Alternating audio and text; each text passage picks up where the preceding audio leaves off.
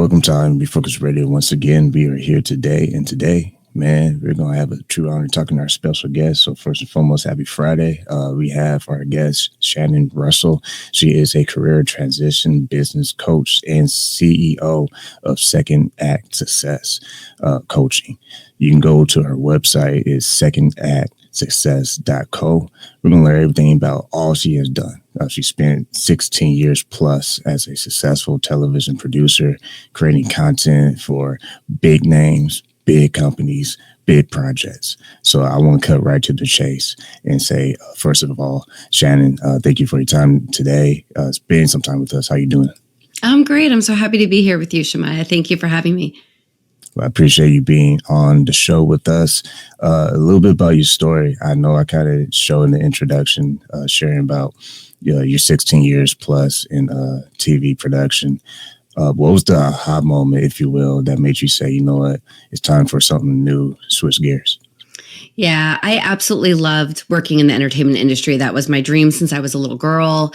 But it was this one particular moment running through the Times Square subway station in heels when I was 8 months pregnant that I realized, you know what? This is a little too much. The hours were long. I had a 3-year-old at the time. I was missing bedtime, missed his first birthday, missed Halloween. And I was just like, you know what? There's got to be more to this. So I need to figure out what else I can do and start a second act in my life. When you think about the process of just being in that environment, I can only imagine being media myself. I can only imagine you being the TV business, how cutthroat it is, and every time is crucial. So how were you able to use those experiences to kind of propel you into your new venture?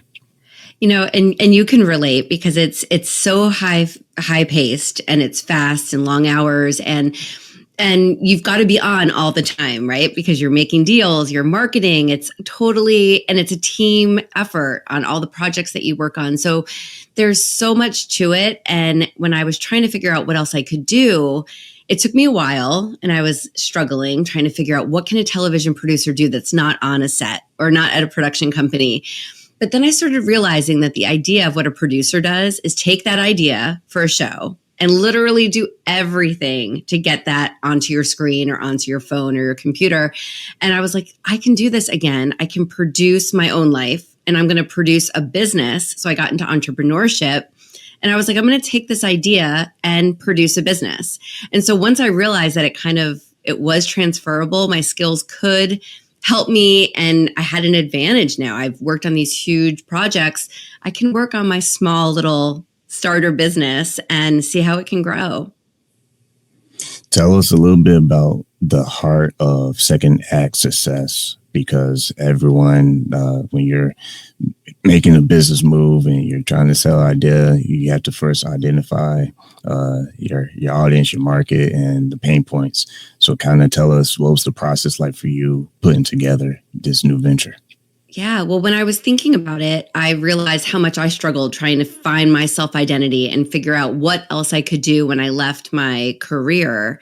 And I thought about all the other people who are in the same position as me, where maybe that career they started in their 20s doesn't fit in their 30s, 40s, and beyond, and that they need that almost permission to start something new and to realize that they can take their experience and their skills and transfer it. So when I started thinking about that, and I really wanted to help other people, especially at that age, when I started a few years ago, it was other women my age who had kids and were thinking, okay, I'm stuck. You know, this doesn't align anymore, but what else can I do? And I was like, I think I can reach them, help them, and be that accountability partner to help them get from where they are to where they want to be, where they can feel excited about going to work and also be able to be there for their kids and have that flexibility. So that's really where it all stemmed from, of wanting to help others in that way and teach them that they do have skills and experience and they can build a business off of that and really find that fulfillment in life. Once again, listen to Refocused Radio and watching this online. We're talking to our special guest, Shannon Russell. She is a career transition and business coach and the CEO of Second Act Success. You can go to her website, secondactsuccess.co. When you think about coaching your clients and working with people, A lot of times people are trying to turn that day job into a new venture, a new opportunity. What's some of the maybe pain points or biggest mistakes you see when people are trying to build up to prepare for that transition? Good question. There's so many. I think a lot of times it's feeling like their fear of unknown, which we all have whenever we're trying something new. But not just that, there's a lot of people who have literally said to me, well, doesn't everyone hate their job? And who am I to make this change? Shouldn't I just suck it up and wait for that perfect time, wait for retirement, wait for the kids to be out of the house, all of these things? And it's like, no, you can start now and you can do it in a safe, methodical way that doesn't wreak havoc in your life. You just have to have a plan, and you just have to, be responsible. Look at your finances. How much can you afford? Do you need to work a little bit longer before you bring this business idea to the forefront and have it be full time? But there's always that fear, the fear of, can I do it? It's the unknown. And the big one is, what will other people think? They know me as this, and now I'm going to say I'm changing and I'm going to start a business. What will they think? I think that holds people back. And unfortunately, there are some people when that happens that they just crawl back into their shell and they don't ever try it, which is unfortunate, because you want to at least try something. And if it doesn't work, then you can go back to what you were doing, but you don't want to live in that regret of never having tried. When you look at how you've been able to not just transition yourself from one career to another to being your own boss, I mean, we know you have to wear many hats. You have to have so many meetings. How do you kind of balance, if you will? If you have a different word, let me know. But how do you try to attempt to balance the demand of time? Because as you get higher and higher, you have to be very crucial with how you build your calendar and continue to be able to add value to your customer base. Yeah. And it's like, if you look at why I left my first career, it was to have that balance, to spend more time with my kids and not have that schedule. So I had to be very mindful in building my businesses that, I can shut things off at 3:00 when they get home from school, and I can, schedule for what works for me. And I do a lot of speaking engagements, and I make sure that if I'm speaking, I'm gone for no more than like 24 hours if I can help it, because I fly out, I do the event, and then I fly home, because the kids are the priority. So I think as long as you know what your priorities are, you know your why, and you kind of stick to it and you build the business alongside that, then everything's always in check. And it's not always easy at all. But I think as my kids are older, they're now 10 and 13, they understand, and they kind of love that I have my business, I have a podcast, I speak, I write, I have a book coming out. Like all of those things, they look at it as cool, and they are learning that they don't have to choose just one thing when they get older. They can choose several different things. So I feel like as much as I try to balance and delegate and all of the things, I'm doing it in a sense with my why kind of at the center. And the why is really my boys, so that they can do this when they get older. And speaking of your why, earlier you talked about transferable skills. When someone thinks about how they can identify with their transferable skills and apply it to their new business, what's some of the things that you feel makes people get kind of cold feet, if you will? Because it's a great idea, but when life starts happening, you start questioning. That inner voice starts to whisper some doubts, like, is this truly what you want? How do you kind of deal with those situations? Because it's not something that anyone can avoid. It's something that is eventually will happen to you. I think if you write down your skills, like that's the first step, pen and paper, old school, like write down everything that you can do in your current role and everything you've done before. Maybe you worked in retail, maybe you were a waiter or waitress. Write down everything and then look at what you can do. And a lot of times people will say, oh, there's nothing special here. Everyone can do this, which is not true. You're so close to it that you think that.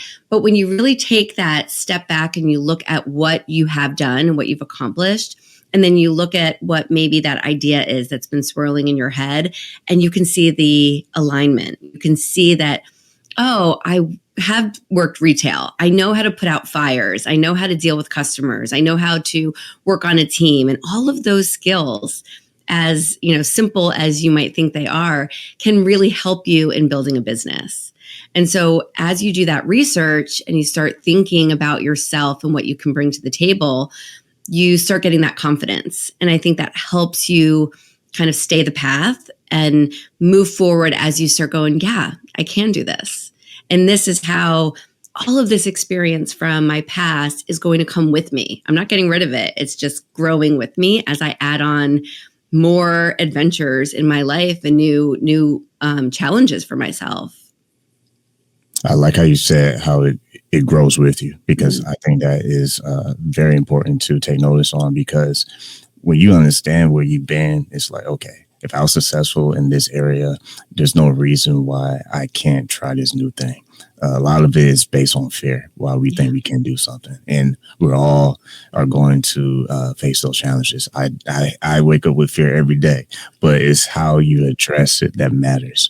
So kind of touch down on for the audience, for those watching and listening, because a lot of times we might look at social media and we look at certain brands or certain influencers, and we just assume that they're never afraid. Like they just have this magic and everything just kind of flows because they have so much experience and they just kind of wake up with no problems. Mm-hmm. How do you address fear when it strikes and not allow it to paralyze your goals and what you're trying to execute on? I try to live by the check all the boxes kind of theory for my life personally. Like, okay, I achieved this dream that I had when I was 5 years old. I worked in TV. Check. I accomplished that, celebrate that. What else can I do? Okay, I opened my first business. Check. That was great. I opened my coaching business. Great. I want to write a book. I wrote a book. Check. Like, so just kind of always challenging yourself. And the fear is always going to be there, but you can look at it like, yeah, it's scary to do any of those things, but look at the fear and say, well, that's what life is about. It's a challenge. Let me see if I can do it. And I'm still the same person, whether I accomplish it or I don't. And it's all about that mindset, really. And I'm no more perfect than anyone else. I'm just as scared, like you said, waking up and going, oh, is this call going to go okay? Is the client going to be happy, et cetera, et cetera. But to say, I'm going to try my hardest at it. And worst comes to worst, it fails. It doesn't work out. I'm still the same person. And now I know what didn't work and I can figure it out. So I think if in any transition, to kind of look at it like a challenge, like a game, and say, I'm going to try it. I'll have no regrets at the end of the day if I do try. And I'm still that same person. So I can still go back and produce TV tomorrow if I wanted to. And anyone who transfers can always go back. You still have those skills. And that gives you a little reassurance too, don't you think? Of like, hey, why not? I'm still that same person, but I want to challenge myself and have that fear fuel me rather than, scare me. And easier said than done, of course. But I think when you just try to keep reminding yourself that every day, you'll get a little bit further.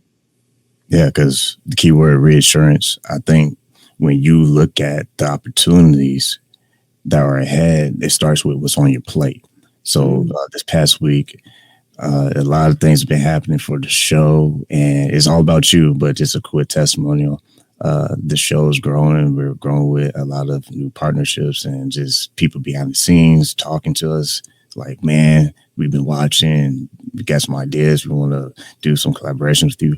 But long story short is when you focus on what is on your plate, because a lot of times we want to get ahead of ourselves. We want to say, well, why am I not there? Why am I not doing this and doing this yet? Why am I not this successful? But we have to sometimes slow down and say, okay, let me ask this question. What is on my plate right now? Because a lot of times we ignore the vegetables. We want to get right to the Krispy Kremes, right? We want the easy stuff. We want the stuff that makes us smile, makes us happy, but we don't want to get to the nitty gritty, important things. And I'm trying to land the plane, but basically what I'm saying is when you focus on your plate, you now can focus on what is important, and that will help you with your priorities. And as you still from you, start checking off those boxes, you will now be prepared for the future opportunities because now you have positioned yourself to have a solid foundation. Ooh, that is good advice. I love that. And congrats on all the happenings behind the scenes too. That's exciting. But so right. I feel like it's what can I handle now, one step at a time, and handle that, accomplish that, and then everything else will fall into place and more opportunities will come. So I completely agree. Yeah, as a coach, when you are dealing with clients, I can only imagine a lot of times they're in the middle of wanting to make that transition from their career to starting their business. That's a scary move. Is nothing guaranteed.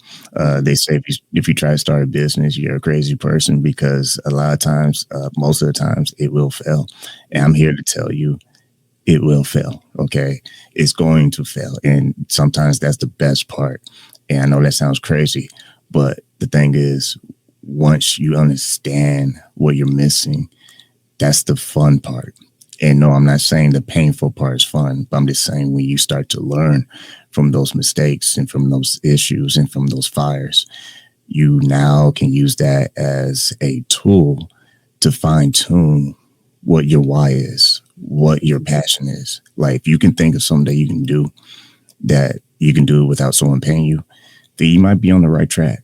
If you're doing something that just drains you and kind of just takes you to, man, I need to get a drink tonight, well, then you might want to have a come to Jesus moment and say, okay, maybe I should rethink the business model or what I'm doing. Because a lot of times, going back to what I was saying earlier to tie it all together, if someone's making that transition to start something new as a business, it's a big gap because the school of hard knocks in the business world is totally different than corporate. Yeah. It is. And it's all those steps, though. It's what you learn. And like you said, you can twist it, you can change it, and you can see that the business isn't working. And what can you do to turn it around? Right. So it might fail at first, and you're going to keep figuring it out and testing it and seeing what the customers or clients want. And that is the fun part, right? Of really figuring it out, and you're learning along the way. And that's okay. You're not going to just go from I quit to I'm making my salary plus in a business. I often say to clients, like, it's going to be a year, 18 months or more until you're really bringing your revenue into your own bank account. It's all going to go back into the business for a while. So you need to prepare for that. You need to know that there's going to be pain points and things and struggles. But once you can get past that first leap or that first hurdle, then the next one becomes easier and it becomes easier. And you just start focusing in on what you want your business to be and how it can help and serve others. Once again, you listen on Refocused Radio and watching us online, talking to our guest today, Shannon Russell, career transition business coach and CEO of Second Act Success Coaching. Go to her website, secondactsuccess.co. When you think about how opportunities are out there, no cliche, but that's the truth. Opportunities are out there. The biggest twist is the plot twist. It takes a lot of work. Okay, it's not like you can snap your fingers because everyone can say abracadabra, make me rich. Everyone in this world be rich, but that's not how it works. It's basically like you have to have a mindset that this is what you want to do, and no matter how long it takes for you to do it, you gotta do it. No one's gonna come across the street and say, "Hey, man, you want me to run that business for you?" I mean, you might get lucky, and that might happen, but from a reality standpoint, you have to show up every day. So, as a CEO, how do you kind of teach your clients that just showing up every day is going to position you for a better future? Because when we're trying to express the fact that we might need some more education in certain areas, it's a thing to be proud of, not ashamed of, because it allows us to have a better chance to refine what we're trying to build. So kind of give your thoughts on that. Yeah, I think it's funny how we leave a job and we actually end up working more hours and having a little bit more stress building a business, but it's on our own account. It's ours. And I think when you look at the goals in front of you, I like to break down the goals and kind of figure out a timeline. And you can say, okay, well, I'm just thinking of one client who was able to quit her teaching job, and she opened a small business where she kind of hosted classes for babies and families in her community. She rented out churches and, recreation centers. And she said, I want to open a brick and mortar. And I said, okay, are you there yet? And she said, no. And then we worked towards it with a timeline, how she could get there. And she opened last fall. And it was cool to see that she stood the course as hard as it was. She knew it wasn't going to happen overnight, but she put the work in. She learned back to like courses. She had to take some different classes to figure out like, what would this be? Meet with the local, zoning boards, and so much education. But now she has her dream place open. And it was just being patient, doing the hard work, putting in the effort, and then you'll get there. It might not be tomorrow, but you'll get there very soon, eventually. But it's all about what you learn and those contacts that you make along the way too, that just help build you as a business owner and build your network.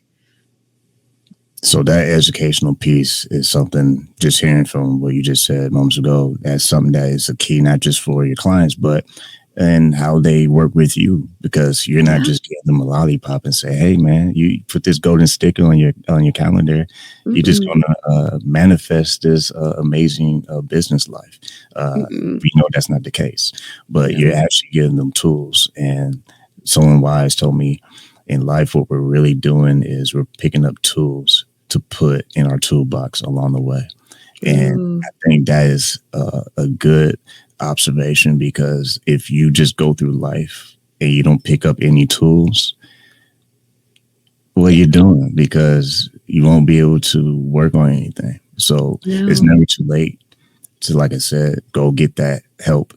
Someone like our guest today, Shannon, get help from her. She's going to give you the tools, the resources, and the info, because knowledge that is applied makes a difference. Mm-hmm. But just simply getting receiving the knowledge, but not doing anything with it, you're better off never showing up in the first place. So I know this went by so fast, but kind of wrap this all up for our viewers, our listeners. When someone's working with you, what are some of the things that they can do to kind of prepare for the maximum impact that they can have with your services? We set up goals each week when we meet, and it's important to do the work that you're saying and come back the next week so that we can make that progress. And sometimes I'll have clients who will show up and they're like, oh, I didn't do anything, and it's fine. That's your time, but let's try to hit our goals. And I think by having that accountability partner, we can work together. And I like to utilize my network and my past experience and help my clients out and just really focus on their why and when they want to get there and how to get there the most methodically and strategically, because their win is my win. And I love nothing more than to see someone open a business or find where they really feel like they're contributing to society and their family all at the same time. So yeah, I love that analogy of picking up those tools, and it can be a podcast like this or reading books. It doesn't have to be going back to school, but it's learning from others around you and being a lifelong learner, because that's going to get you that much further quicker. Really great point. Once again, listen to Refocused Radio, watching us online. You can go watch us on Refocused Radio or subscribe to our YouTube channel, Refocused Network. Talking to our special guest, Shannon Russell. When you look at the opportunity to not just say, man, I'm doing this podcast, I'm spreading the good news of what I'm doing as a business, but you're doing what you're telling people that they should be doing. You're building your skills. You're building your experience, and you are revealing to everybody kind of like a review moment of here's what I've done. So it's like full circle. Everything you're saying, you're already doing it, because if you weren't, you probably would be on these shows. So our last thoughts, if you had some wisdom to share, everyone's story is different, but someone watching this and listening is like, you know what? I think I really want to make that transition from my career to start my own business. If you had something for a beginner, that would be helpful for them to marinate on, what would you share with them that would help them build a smooth transition that may not be as smooth later when they start the business, but at least they're well equipped versus going in just blind? Yeah. Well, first, give yourself grace. Know that it's not a sprint. It's definitely a long game, and learn before you leap. I think that researching what it is that you want to do to fully understand what you're getting into is so crucial and so important. So if you have a couple ideas, write it down, research what someone who is working in that business day to day, what their life is like. What is it? Is it going to be long hours? Is it going to be hiring a huge team? Is it going to be a big investment? Learn before you leap. Learn about that role, that business. Do your market research, because you might be able to say, oh, that's not really for me anyway, and cross it off your list. Or you might be able to say, yes, that is exactly what I want to do. Here are the reasons why. Now I feel confident. Now I can go and tell my spouse or my friends and my family about it and feel that confidence because you're 100% sure. So I think really learning before you leap so that you don't just jump into something else because you're unhappy and realize that you're unhappy there too. I call it the shiny new toy, because a lot of times we're like, well, so and so make a killing in that business, so why can't I do it? And there's nothing wrong with that. If you think you can do it, that's fine. But do not be so naive that you think that, oh, I'm just gonna snap my fingers and it's gonna happen. A lot of times you just have to really search yourself and see what's actually translating out there, because until it starts to make a connection, you're going to have to keep trying to find out what's actually going to work, because you're going to be in some very frustrating times if you try to do something that you just feel like it's a good idea for them, it must work for me. So if someone wants to connect with you and set up an appointment, what's the best way that they can start that process? Yeah, they can DM me on Instagram at Second Act Success, or go to secondactsuccess.co. That's info on my book, my coaching, and free resources too. Once again, listen, I'm Refocused Radio and watching this online. Like always, want to say to you, Shannon, thank you for your time.